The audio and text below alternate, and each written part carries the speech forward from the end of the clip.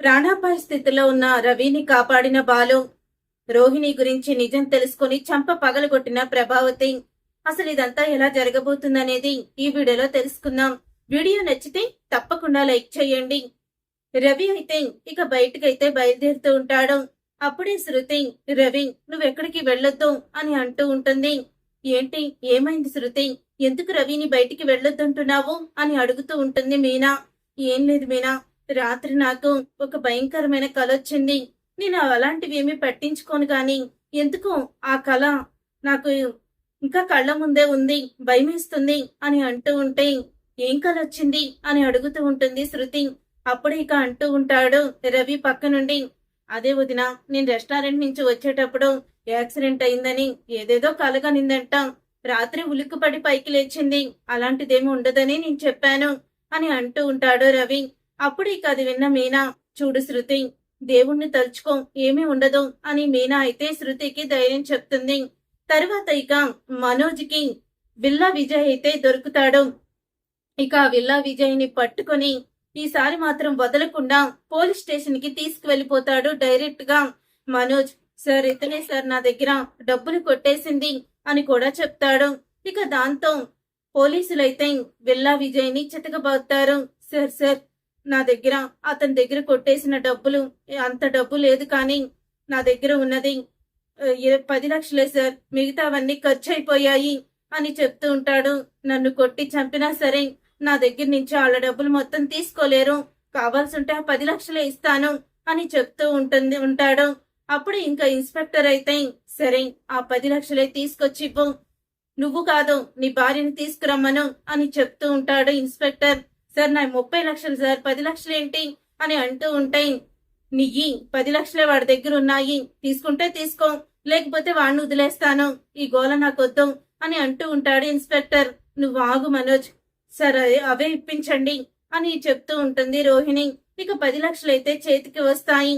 వచ్చిన తర్వాత ఇవి తీసుకువెళ్లి ముందు ఆ బాలుగడి చేతిలో పెడతానని మనోజ్ అనడంతో, నువ్వు ఊరుకో మనోజ్, ఇప్పుడు ఫర్నిచర్ షాప్ కి మనం పెట్టుబడి పెట్టాలి, ఈ 10 లక్షలు వాళ్ళకి రానట్టే చెప్దాము అని అంటూ ఉంటే ఆ కల్పన వచ్చి నిజం చెప్పినట్టు మళ్ళీ ఈ విల్లా విజయ్ గాడు వాడికి నిజం చెప్పొచ్చు. ఇప్పుడు ఇదంతా ఎందుకు, ఇప్పుడు మనకి మళ్ళీ రిస్క్ అవసరమా, అప్పుడు మా అమ్మ నిన్ను ఏకంగా పీకే పట్టుకుంటుంది అని చెప్తూ ఉంటాడు మనోజ్. అలాంటిది ఏమీ జరగదులే, నువ్వేమీ కంగారు పడుకు, నేనున్నాను కదా, నేను చూసుకుంటాను అని చెప్తూ ఉంటుంది రోహిణి. తర్వాత ఇక రవి అయితే తను రెస్టారెంట్ నుంచి వచ్చేటప్పుడు యాక్సిడెంట్ అవుతుంది, తలకి చాలా బలంగా గాయమవుతుంది. ఇక గాయం అవడంతో హాస్పిటల్లో అయితే జాయిన్ చేస్తారు. ఇంతలో శృతికి శోభ అయితే వాళ్ళమ్మ ఫోన్ చేస్తుంది. చూడమ్మా శృతి, నేను మీ నాన్న ఇలాగా వేరే ఊరికి వెళ్తున్నాము, గోవా వెళ్తున్నాము, కాబట్టి మాకు ఫోన్ అక్కడ సిగ్నల్ పనిచేయదు, నువ్వేమన్నా ఫోన్ చేయాలంటే మెసేజ్ పెట్టు, తర్వాత చూసి నేను రిప్లై ఇస్తాను అని ఇక వాళ్ళు ఊరికి వెళ్తున్నామని చెప్తారు. తర్వాత ఇలా ఇంకో ఫోన్ వస్తుంది, రవికి యాక్సిడెంట్ అయిందని. అప్పుడు ఇక శృతి ఒక్కసారి పెద్దగా వచ్చేసరికి ఇక అందరూ కంగారు పడిపోతూ నిజం తెలిసి హాస్పిటల్ కి వెళ్తారు. తనకి బ్లడ్ బాగా పోయిందని, అలాగే ఆపరేషన్ కూడా చెయ్యాలని, 2-3 లక్షల వరకు ఖర్చు అవుతుందని చెప్తారు. అప్పుడు ఇక బాలు అయితే బ్లడ్ ఇస్తాడు. ఇచ్చిన తర్వాత ఇంతలో ప్రభావతి, అమ్మా శృతి, నువ్వు మీ అమ్మకి ఫోన్ చేసి డబ్బులు అడుగు అని అంటూ ఉంటే, మా మమ్మీ వాళ్ళు ఊరికి వెళ్లారు, ఫోన్ ఇందాక నుంచి చేస్తున్నాను, స్విచ్ ఆఫ్ వస్తుంది, ఏం చెయ్యాలో అర్థం కావడం లేదు అని అంటూ ఉంటే అప్పుడే మీనాకి ఇక పూల ఆర్డర్ అయితే వస్తుంది. అప్పుడు పూల ఆర్డర్ కోసం తను తీసుకునే అమౌంట్ ని మొత్తం కూడా ఇచ్చేస్తుంది. ఇంతలో బాలు అయితే వెంటనే తన కారుని తాకట్టు పెట్టేస్తాడు. కారు తాకట్టు పెట్టేసి డబ్బులు తీసుకొస్తాడు. ఇంతలో సత్యం అయితే అంటూ ఉంటాడు మనోజ్తో, రే మనోజ్, నువ్వు ఎంతో గంత డబ్బులు ఇవ్వరా, పాపం బాలుగాడు కారు అమ్మి అలాగే మీనా కూడా పెట్టుబడి తీసుకొచ్చిన డబ్బులు కూడా ఇచ్చేస్తుంది, ఇంకో 1,00,000 రూపాయలు తక్కువ అవుతున్నాయి అని అంటూ ఉంటే, ఇప్పుడు నా దగ్గర అని అంటూ చెప్పబోతూ ఉండగా, మనోజ్ దగ్గర ఏముంటాయి మావయ్య, ఏమీ లేవు అని రోహిణి అయితే చెప్పేస్తుంది. అప్పుడు ఇక రాజేష్ అయితే ఒక 1,00,000 రూపాయలు తీసుకొస్తాడు. రే ఇదిగోరా, నేను ఆ సేటును అడిగి 1,00,000 రూపాయలు తీసుకొచ్చాను, నా కారు తాకట్టు పెట్టేశానులే అని రాజేష్ అంటాడు. అప్పుడే అది విని ఇక ప్రభావతి ఇక తను బాలు వైపు అలా ఎమోషనల్ అయ్యి చూస్తుంది. రవికి ఆపరేషన్ అవుతుంది, సక్సెస్ అవుతుంది. అప్పుడే ఇంకా అందరూ కూడా కొంచెం చాలా హ్యాపీగా ఉంటారు. ఇంతలో శృతి దేవుడి దగ్గర దండం పెట్టుకుందామని బయటికి వచ్చేసరికి ఇక మనోజ్ అంటాడు, మన దగ్గర ఆ విల్లా విజయ్ ఇచ్చిన 10 లక్షలున్నాయి, ₹1,00,000 ఇవ్వడానికి నువ్వెందుకు అలా నన్ను ఆపావు అని అడుగుతాడు.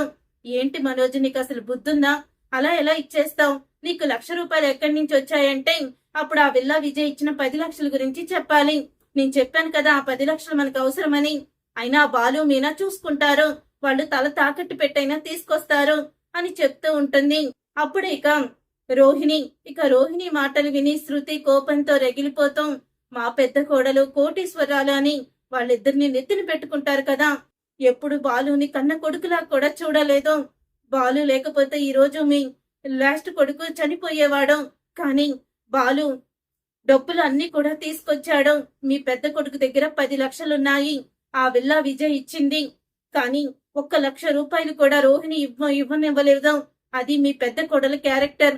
ప్రాణాల కన్నా డబ్బుకి విలువనిచ్చేవాళ్ళు మీకులాగే తయారయ్యారు అని శృతి అనడంతో అప్పుడు ఇక రోహిణిని పిలిచి, మీ దగ్గర విల్లా విజయ్ ఇచ్చిన 10 లక్షలున్నాయా అని అడుగుతూ ఉంటుంది. అది అది అని తడబడుతూ ఉంటుంది రోహిణి. అప్పుడే రోహిణి చెంప పగలగొట్టి, రవి ప్రాణాపాయ స్థితిలో ఉండి ₹1,00,000 అవసరమైతే మీరు ఆ డబ్బులు కూడా తీసివ్వలేదా? ఆ రోజు మనోజ్ గడు గురించి కూడా నాకెందుకులే అని బాలు మీనా వదిలేస్తే నీ మెడలో ఆ తాళి ఉండేది కాదు, నీ నుదుట నా బొట్టు ఉండేది కాదు.